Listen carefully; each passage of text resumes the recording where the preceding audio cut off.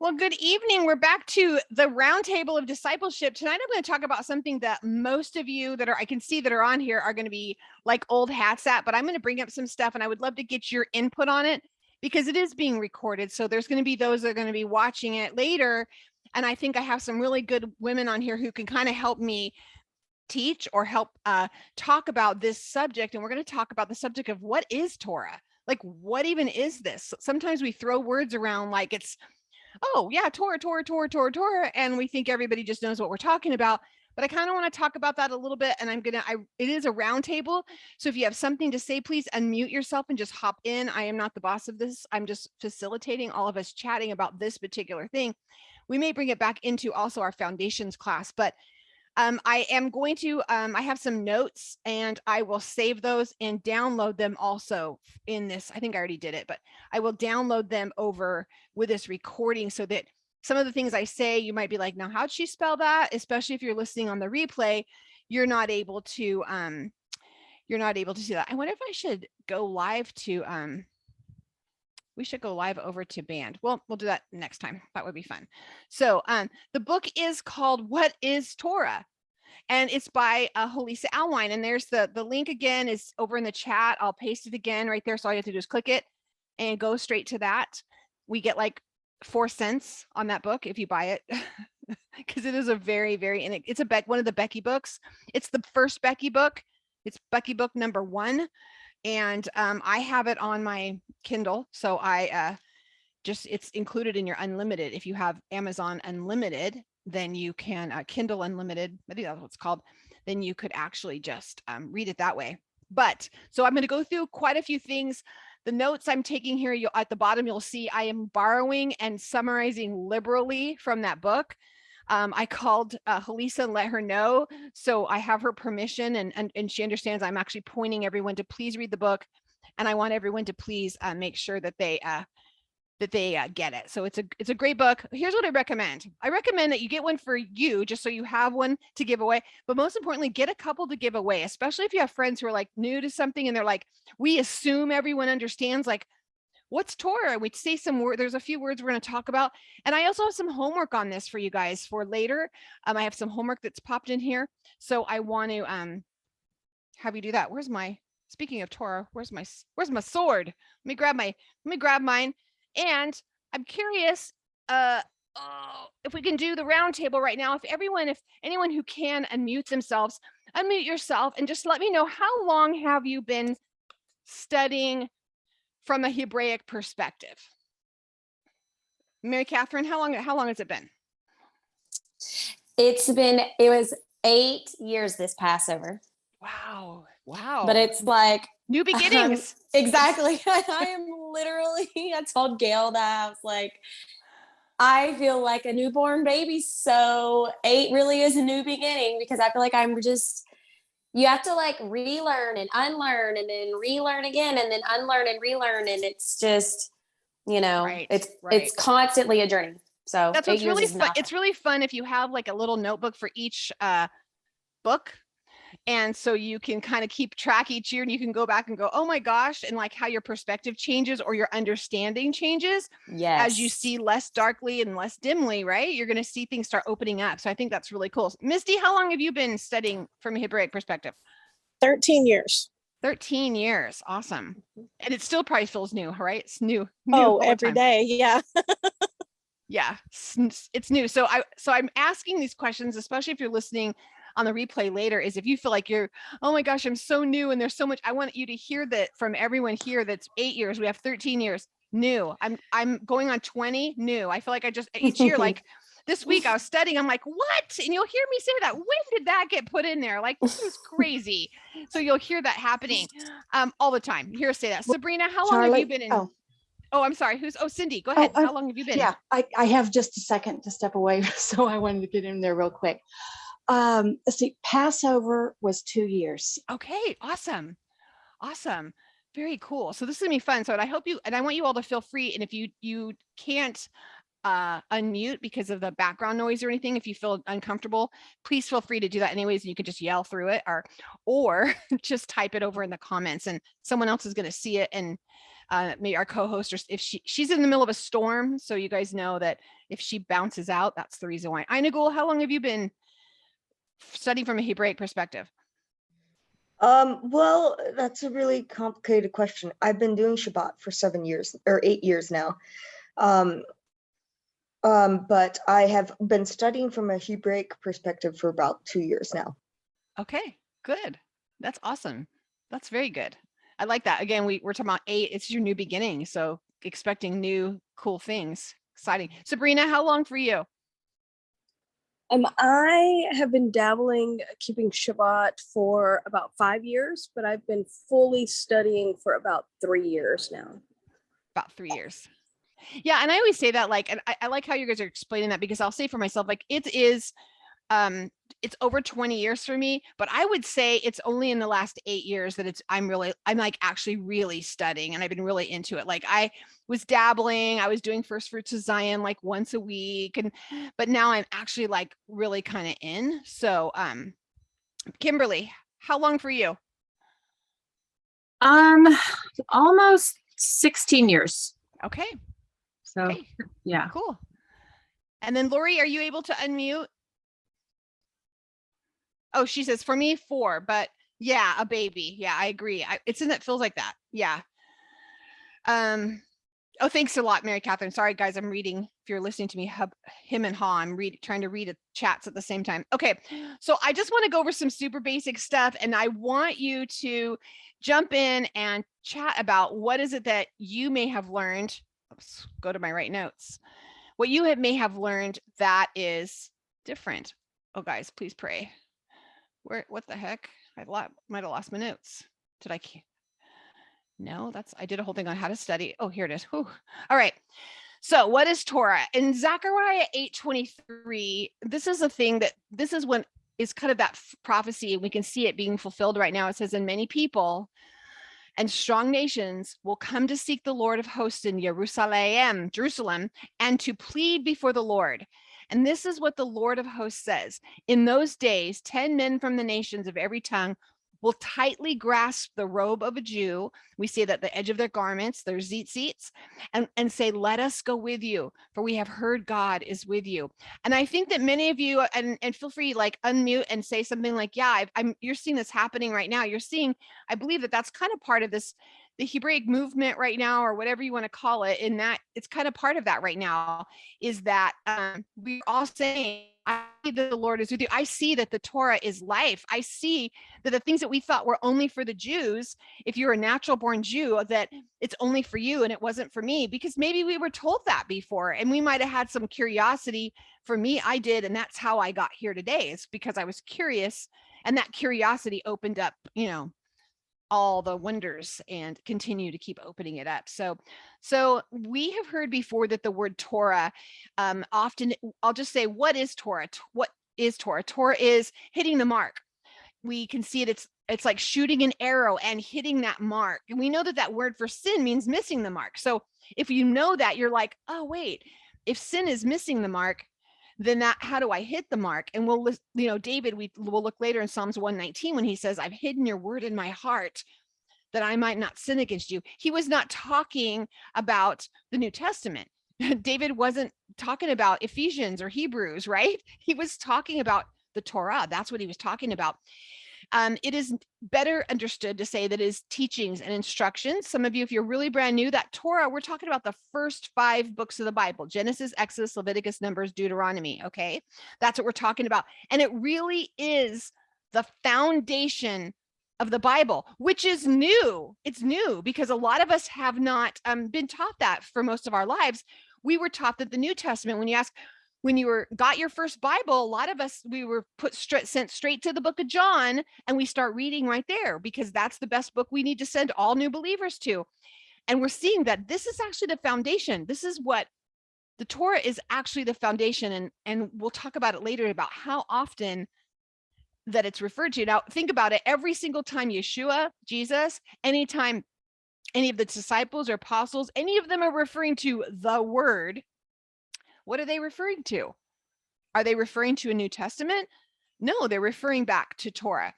So here's what Torah is not. Torah is not the law. Again, the Hebrew root for this word for Torah is yara. Yara. So a better way to translate that is teaching, as a teaching. The Torah is not old and done away with. It does not replace the New Testament. And the New Testament, by the way, you'll hear us saying the words Brit Hadashah. If you see that in our reading, it'll say the Brit Hadashah, which means it has been translated as New Testament. But a better translation for that would be renewed Testament, like a new moon. It's not new. It's not a brand new moon, like the old moon got like tossed away and we got a brand new moon this month. A whole new moon was created every single month. It's not, it's a renewed moon. So it's like a renewed, the Brit Hadashah is the renewed covenant, not a brand new covenant or brand new testament. It's renewing it, right? The book of Psalms mentions Torah 35 times. Proverbs 6:20 says, my son, observe the commandments of your father and do not forsake the teaching Torah of your mother. We're taught in the 10 commandments that we honor our father and our mother. The father is always, we're supposed to honor our father and our mother. And it's a given. The reason I believe that the mother is put in there is because, well, first we're one, but it's interesting that you had the commandments of your father, but the teachings, the Torah of your mother, and that word is Torah, and that your father is going to be the one who's going to tell you the commandments. He's going to be the disciplinary one. He might be the tougher one, but then it says don't forsake the teachings, the Torah of your mother. So some of us are thinking in our homes like, oh, my husband has to be the only one who does all the teachings. That's not true. This is our job as well. It's our job to do that. We see in the book, we have those first 5 books, and you might hear, and I'm going to use the words for you. We see these words all different. Misty, are you there? Are you listening? I am. Hi. Hi. Hey. So what's the word for Genesis? What is the Hebrew word for Genesis? Bereshit. Very good. Who can tell me what the word for Exodus is? Can anyone just unmic and tell me what the word for Exodus is?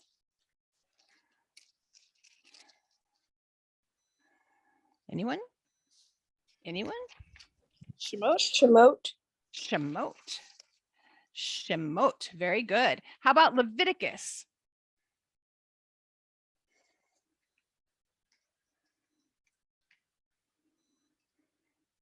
Anyone know what the word for Leviticus? I was gonna say, does anyone know what the word for Vayikra? And how about Deuteronomy? Numbers. That's where we're at currently. But if you're listening to this later, we might be in a different place. But what is the word for Numbers? Midbar. Right. And how about Deuteronomy? Devarim. Devarim. It's Devarim. If you ever see an I, just as another, we'll add little tips along the way. So sometimes I'm like, how do you say that? If you see an I, it's an E, like a long E. So Devarim. So Bereshit, instead of, we don't want to say it the other way. I made a little thing for you. So if you are brand new and you're like, can I see what those look like? I did make a little graph for you. So it's in there to tell you what it is. In Luke 24:27, we're told that you may hear the Torah is referred to as the book of Moses. You're going to see in Luke 24:27. Does anyone have a Bible with me that they can read real quick? Look, 24:27. I didn't write it out for you, but I can look it up if no one has a Bible. 24:27. Anyone have one handy? I have a Bible. I'm looking it up. 24:27. Okay, while she's looking that up, you're going to hear through Torah. This is something I learned new today. I didn't realize that a lot of times when you hear the word Moses in the New Testament, it's actually referring to Torah, because you'll hear it in this verse, is that they'll call it the book of Moses or Moses, just Moses by itself. And be aware as you're reading through the New Testament that it's actually not talking about the person. It's actually, sometimes it's talking about the Torah. Go ahead and read that, Mary Catherine. Okay. You said 27. It says 24:27. Then beginning with Moses and all the prophets, he explained to them the things written about himself in the scriptures. So talking about the road to Emmaus. Yeah. So if you're looking right here and you're seeing as Yeshua's talking to them, and as he's talking to them, it says, and then beginning with Moses and all the prophets, he explained to them the things written about himself in all the scriptures. So that word Moses right there, he's actually referring to the Torah, not the person Moses. He's saying it should be, and beginning with Torah and all the prophets, he explained to them the things written about himself in all the scriptures. Do you see?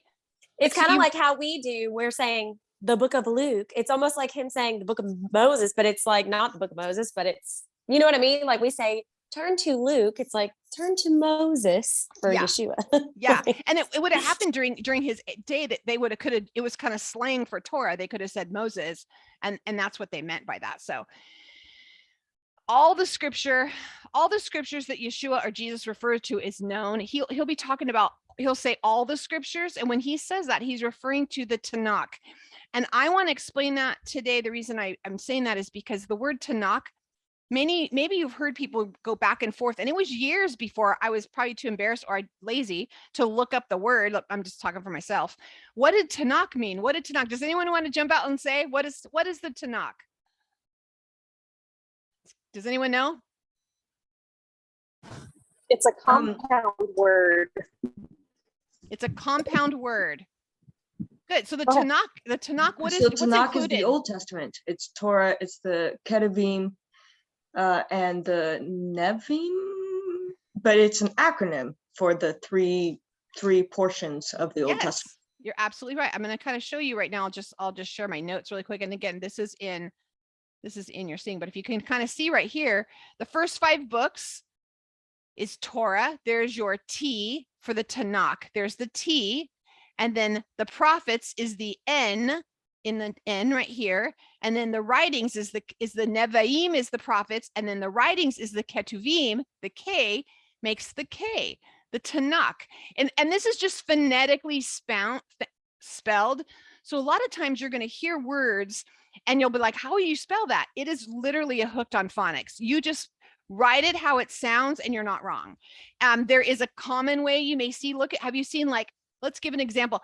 Hanukkah, it's spelled with a CH. You might be spelled with an H. You'll see, and it's all right. How do I spell it? Yes, that's how you spell it. However, if you're not spelling it in Hebrew, then that's how you spell it. And if you're spelling that in Hebrew, you're going to be getting the Tov, the Nun, and the Kov. Is it Kov? I have to look it up, guys. I have to be honest. But it means the writings. So the whole thing means the first 5 books, your prophets, and all the writings, meaning Psalms and Esther. And what's interesting is if you get a Bible like the Tree of Life version, you're going to be lost if you've never had one before, because I couldn't find anything. And I still sometimes have to go and look up the page number. Like, where is this? Because it puts it in, the Torah is first, and then it goes to the prophets. It puts it in the order of the Tanakh. And it's like, wait a minute, Chronicles, you have 2nd Chronicles is actually the last book, and it's considered one of the writings, and it's the last book. You know what's really cool about this? If you look at an English Bible, the way our regular Bibles are set up, if you didn't know this before, the way the Bibles are set up before, it ends in Micah, Malachi, right? Malachi, Zephaniah, Haggai, Zechariah, Malachi. Yeah, Malachi. It ends in Malachi, and the end of Malachi is actually a curse. At the very end of Malachi, it ends kind of with a curse. So it's really interesting that they move the things around, that there's a curse. So there's a curse on Israel until Yeshua shows up. There's this curse. But if you read it through the Tanakh ends in second. We look in 2nd Chronicles. It ends with the very last thing is a proclamation. And make sure I get it right. In the last, it says, now in the 1st year of King Cyrus of Persia, filling the word of Adonai by the mouth of Jeremiah, Adonai stirred up the spirit of King Cyrus of Persia, so that he sent a proclamation throughout all the kingdom, also put it into writing, saying, thus says the King Cyrus of Persia, Adonai, the God of heaven, has given me all the kingdom of the land. He has appointed me to build him a house of Jerusalem, which is in Judah. Whoever among you of all the people may go up, and may Adonai his name be with him. I mean, it's instead you have this whole thing, instead of it being a curse like in Malachi, you're getting this instead, saying, you have this king of Persia who's saying, come up, we're going to build a new house for the Father. It's not ending in a curse. just interesting facts as we go through Torah. Anyone wants to add to that about the Tanakh that you might know? So it's a kaf. It's kaf sofit. Kaf. Yep. Kaf sofit, which means the writings, the kaf sofit, the ketuvim, the kaf sofit. If you've know anything about the Hebrew alphabet, if anytime there's a sofit, I think there's only five sofits. I'll confirm that, but that sofit is like the ultimate of that letter, and it's usually, we always think it's pointing to Messiah because he's the ultimate of every. We see Yeshua and Messiah in every single letter in the alphabet. So, anything else about this? Charlie, I have the Yeah. exact same Bible as you. Uh-huh. And Brent does as well. I'm trying to figure out how to move my camera to where, oh, here it can. I'm going to show you what we did because of the same thing. We bought these little Bible tabs for like $3. Look at Yeah. these. Let me see. From Daily Grace Co. These are the girly ones that I have. And then Brent has just like your plain ones, but we have the exact same Bible as you because we were so lost. We could not find our way around the Bible without these now because Tree of Life is so different. So I just wanted to. It is. That And out what there. a great, I mean, I've had mine a while. And I have to tell you guys, next year, I feel like the next Torah cycle, I think the Father's going to make me use the scriptures and not get to use this one. Because I have too many notes in here and he's not going to let me learn from old stuff. So there you go. That's what we did. I'm going to need to switch it up and get use a different version next year as I go through. I have to tell you guys, you're going to laugh at me, but I have multiple. I'm looking over because I have a shelf. Can I show you? Can it go down? Someone said CJB. I have a CJB as well. So I have a shelf and then we have another one in another room. These are different versions, right? And yes, there actually is a Joel Osteen version, the Hope Bible. And you guys, I mean, I'm praying for him because his brother's like on fire for Torah. So I'm praying for Joel because it's going to be exciting when he comes to Torah. But I pull that out because just listening, because people ask, what version should I use? And I'm like, all the versions. Pull as many as you can, read it from different versions, because unless you're reading it from Hebrew and you know Hebrew and you can see the hieroglyphic of the whole thing, then you need to read all the versions and get it from every perspective and then let it come alive inside of you. And we're going to do a whole nother session on how do I study. Until then, you can look, we did a Blue Letter Bible for Not So Dummies. And we also have a how to study as well to learn all the technical stuff. We are going to go through that together as kind of discipleshipy, but so you can maybe learn something new. However, who uses multiple Bibles as they study? Inagul's raising her hand. Which ones do you use, Inagul? So people can judge me if they want. I don't care. But I started off Girl, I just said I have a Joel Osteen Bible. So, I mean, really? I started off reading the New King James Version, and that's where most of my memorization comes from because that's what we used in elementary school. Mm-hmm. And then we switched to NIV, and then I switched to ESV, and then I switched to Tree of Life version. And it was so funny because Mary Catherine was talking about, I still have a hard time finding books of the scripture in the Tree of Life version because I'm like, oh wait, you mean Isaiah comes before? Wait, yeah, you're going through. I go through the little song in my head and I can't get it. Yeah, exactly. Yeah, and I have a Chumash in which it's spelled CHUMASH, and I will read often out of that, and then go down at the bottom and read the commentary as it's going. So, Sabrina, did you have something to say, or you're just raising your hand saying I do? I do. I'm just raising my hand because I have probably like every version you can imagine. And when I study, I have to clear off the whole table and take over the whole table, and nobody can eat until I'm done studying because I have the whole table filled with Bibles. Awesome. I'm going to get one that I just got. Hold on.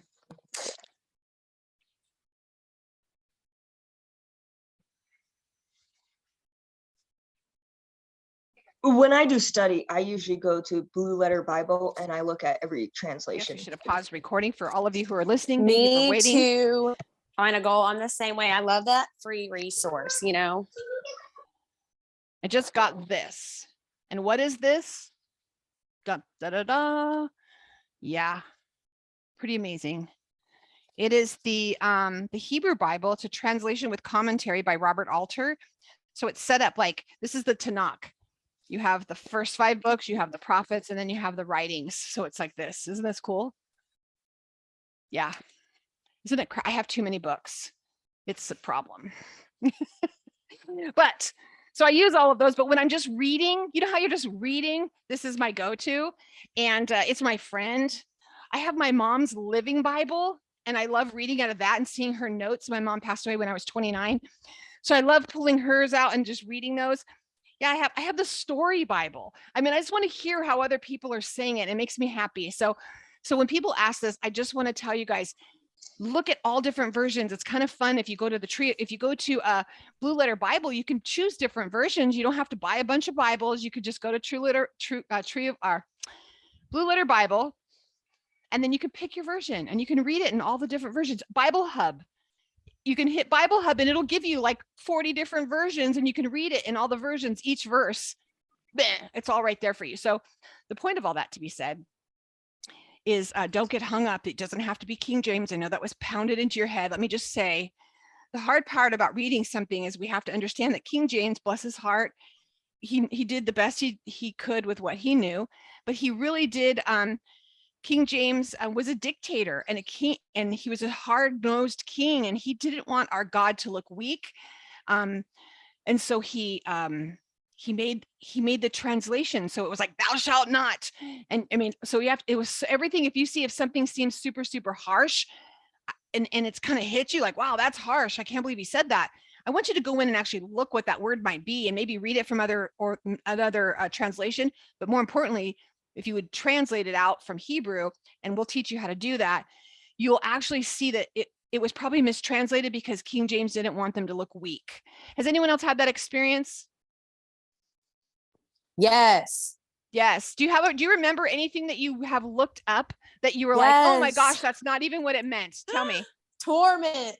Torment. Wrath. Oh, yes. Shoot. I mean, those Abomination. are probably the 2 biggest like reliefs off my chest. And I actually like went through that one with Simi and Pete, which Simi's a teacher on here, y'all know. But yeah, torment was probably one of my biggest, or one of my favorite, most impactful ones that I dug into.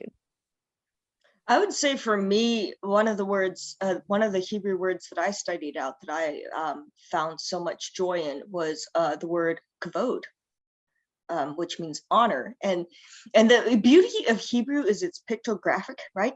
So every word and every letter has a story. It's not something you just translate into English. It's like this beautiful paragraph and entire book you can write. Right. So. And on top of it, there's probably like a Hebrew idiom. So you have no idea what they're saying because you didn't grow up back then, and you didn't grow up back as in the ancient Near East. And so that's why we have a class on Hebrew idioms, right? Yeah, like weak eyes. Exactly. And I give you guys this example till you're like going to roll your eyes when you hear me say it again. But I grew up, my mom would say, put on the dog when we had company come over. If you've watched Sweet Home Alabama, you know exactly what I'm talking about. It just means getting out all the fancy stuff. That's the idiom. It's a colloquialism from the South, putting on the dog. It does not mean we're barbecuing our dogs for dinner. But if you didn't know that, like think about it in 100 years, if someone sees a letter that I wrote to someone said, oh yeah, we were having company and we put on the dog. Can you even imagine? Be like, what the heck? My great grandma ate dog? That is crazy. But we have to understand, that's why we're trying to teach, and we get in there and listen to Gail's, the idiom course, the ancient Near East perspective, and the Parsha points. She's going to pull those things out for you and make it clear and easy for you to understand. Don't let it be overwhelming. That's why you get to do this every year, another Parsha, and that's where we're going to come into next. What the heck is a portion? What is a Parsha? Singular is Parsha, Parshas. So, a lot of times you're going to hear people talking bad about when, oh, that came from Babylon. Oh, that's something from Babylon. And, there's a lot of different things. But I want to tell you that most of the things that Yeshua would have walked through and practiced would have been things that came out of Babylon, or some of the practices that came out of Babylon. Why is that? Inagul, you want to tell us why? Do you know why? Or is that too Bema podcast season 1, 2? Sorry. No, that's season 3. Is it 3? No, Bema podcast season 3. Babylon. Why did we have to have portions? Why did we bring that custom out of Babylon? Why did it start? Do you remember? Well, I know that Babylon was where they came, where they wrote the Talmud, and they were trying to hold on to their Jewish heritage while in exile, because Jeremiah told them that they ought to pray for the Babylon to prosper and yada yada yada, but they were also trying to hold on to. I'll let you continue explaining. So we have this, what happened is you have these people that got, we have we have the Israelites who now are in captivity. And they're saying we're never again. The reason we were put in captivity was because we lost our covenant. We forgot about the covenant. We forgot about Torah. We weren't teaching it. We weren't keeping our Moedim, which means the feasts and the festivals. We weren't keeping God's calendar. We weren't writing it on our doorposts. We were teaching it to our children coming and going. So we lost it. So you know what? This is never happening again. And it won't be because we didn't know Torah. It won't be because we didn't know the Tanakh. And it's not going to be because we forgot the oral Torah, that we would have sat around the fires and taught these stories and explained it.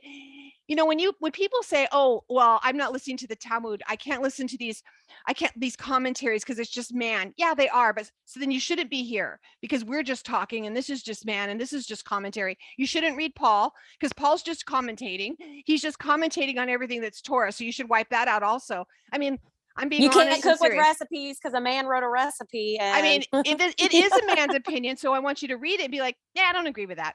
It's okay to do that. But know that these are people who are bringing this thing. I don't want to lose our heritage. So some of the things when you're reading the Talmud or you're reading some of these rabbinical sources, what's happening is it's giving you a perspective no different than if you were to talk to my mom and say, what the heck is putting on the dog? And she would tell you the story and tell you what it meant. That's all it's doing is giving you a dimensionality to his Torah. Is it something you're going to stand on and you're going to memorize? I would say no, but we're doing these commentary right now. We're teaching. It's just people talking and teaching, and they wrote it down. And you can be like, I mean, I have so many sources of commentaries, and I read all of them, and some of them are cuckoo for Cocoa Puffs, I feel. But next year, I might think it's the greatest thing I ever read. I don't know. Just depends on my understanding at the time. So, with that all being said, there's my soapbox. Babylon, back to Babylon. What happened is they're like, we're not going to do it. So they started a school system. They started a system for the children. Like, okay, at this age, we're going to do this. And at this age, if the kids do well, then we'll move them to the next. And so by the time they got to like 13, they had the whole Torah memorized. And at that point, then they would have been able to, a rabbi would have told them, or they would have followed a rabbi. And that's why it was so amazing when the disciples, when he said, follow me, we're talking about boys who didn't make it through school, like they flunked out and didn't make it all the way. So they weren't the smartest in the class. So they had to go work with their dads. And when he came and said, follow me, their parents would have been like, oh, are you kidding me? A rabbi chose you? That's crazy. And that he then was going to teach them. This was a huge honor. So if you understand, that all came out of Babylon. That whole concept came out of Babylon. It doesn't mean this is not a religion that we're starting, but it was a way to reinforce and make sure. Sometimes tradition helps us put an anchor into some things that we believe so that we have something to hold on to and keep us in the right direction. That's what this is about. So when we talk about portions, I do have people who are like, yeah, I don't do that. That came out of Babylon. Okay. And some people do like a 3-year plan. I wish I was on a 3-year plan, not going to lie, because I could stay longer in a portion. We are on a 1-year plan. Maybe some year we'll go to a 3-year plan. Wouldn't that be cool? But we kind of like to stay with Judah. What's Judah doing right now with Israel? What is Israel doing? And that's what we're doing. And that's the reason we choose our calendar that we go by. And we'll talk about that another day. And that's why we choose this Torah. So when you came and joined us, you would have got one of these in the mail. It came in the mail to you. It's also in the printables. You can print another one. Print it. I have one printed and laminated. Let me grab it because girl knows she has a laminating machine and I'm going to use it any time I can. So laminate it, get it, put it everywhere. I have it in every Bible has one of these in it. And the reason they took this is because they thought if we have all of us reading the same thing at the same time, we're going to reinforce this. We're not going to forget the covenant. We're not going to forget Torah. This isn't going to happen to us again. And that's part of the system that they developed. So when we send this to you, this is what we mean. So we read a section every week, and we're all reading the section every week. So when we talk about, oh, the portion this week, this is what we're talking about. And sometimes people get confused when they read this, and if I could go up close to it, we include the Haftarah, which is another word for the prophets, right? We do the Haftarah. And then we also include the Brit Hadashah, or the New Testament, the Renewed Testament writings. So we have all of it. The date that's on this side right here, when you see a date of what portion you're on, you're going to look for this. Think about Saturday is the day that your homework is due. So Saturday is the Shabbat, or it's the Sabbath. And you're going to look for like this Sabbath is going to be the 20. I'm in November. What the heck? Catch up to wrong side. Let me get on the right side of the paper. So I know we're in Numbers, but say you just picked this up and got it in the mail. I know that Saturday's June 25th. So I'm going to look at Saturday, and I know I have all week long to read all that. Can I just tell you what a huge relief that was to me? Of course, now I get to do more than that, but this is all I want. I feel for me that I have to do is I want to make sure that I'm reading the same portion that rabbis all over the world are reading. All the women in here, we're all trying to read the same thing. So at any time I could call you, or you could call me, and if we had nothing else to talk about, nothing else in common, I could say, so what have you read? What'd you get out of the portion this week? And we could say, oh my gosh, those spies, can you believe that? Sometimes I feel like that, like he promised something to me, but I'm overwhelmed, and it's really hard for me sometimes that, but you have a conversation because you're all on the same page for something. So that's the beauty of that. So each week there's a section. It ends on Saturday, and again, think of it as that's the day your homework's due. I think Brenda told us that, and I love that she said that. And you're going to see our reading schedule all over we put it everywhere. And one of the last things I want to say is that you may have a translation that has, I'm curious if anyone has seen this. Have you seen in your New Testament, and that in your translation, and you'll see things are in all capital? Does anyone have a version like that in their New Testament? Anyone? Look for it in any of your, I'm curious. And if you find it, would you let me know which versions have that? Because I'm going to be I think NASB does that. I'm pretty sure. I have either that one or HCSB, but I have one of those two does that. Okay, I'm going to look through mine. I'll go look at mine. Does anyone know why they do that? Why in the New Testament do they capitalize all the letters? Are you talking about when they capitalize it, the Lord, Lord? No, they'll capitalize whole sections. Oh, never mind then. Because I thought you were talking about Lord. When you see that, they're actually quoting the Tanakh. They're actually quoting the Tanakh. So when it's all in capital, they're actually quoting. So if you get one of those Bibles, guess what? The scholars have gone through it, and they're figured it out that 85% of the New Testament is quoting the Tanakh. 85% of it. That's huge. So Ritra, you were nodding your head. Sarita, do you know which one it is? I had version that does that? I have to look at my Bible and check. Oh, it's over there. Let me check. I have an NASB. I think that is one of them that I know they quote a lot of anytime that there's a verses from the Old Testament and specifically from it'll like if they quote a psalm or something. I feel like I remember it being an NASB because I have that. That used to be that was my first version that I ever read from when I first started my walk. I just sent a message to Halisa. I mean, she should know, right? A lot of the stuff that I went through, just some of the facts that was in her book, What is Torah? And that's the first chapter. And so in that first chapter, she's the one who mentions that 85% of the people, 85% of the New Testament is quoting the Tanakh. Anyone else have something they want to share about their reading? What have you learned as far as your portions? What do you love about doing a portion? I'm going to let's open it up as kind of round table right now.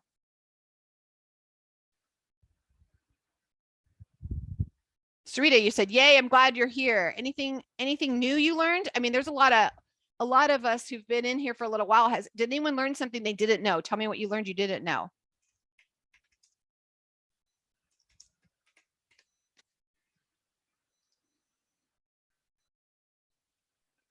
I think just what you kind of talked about with them coming out of Babylon. I know I'd heard some of that before, but like the whole like understanding of the going through the school for the it was for the males, right?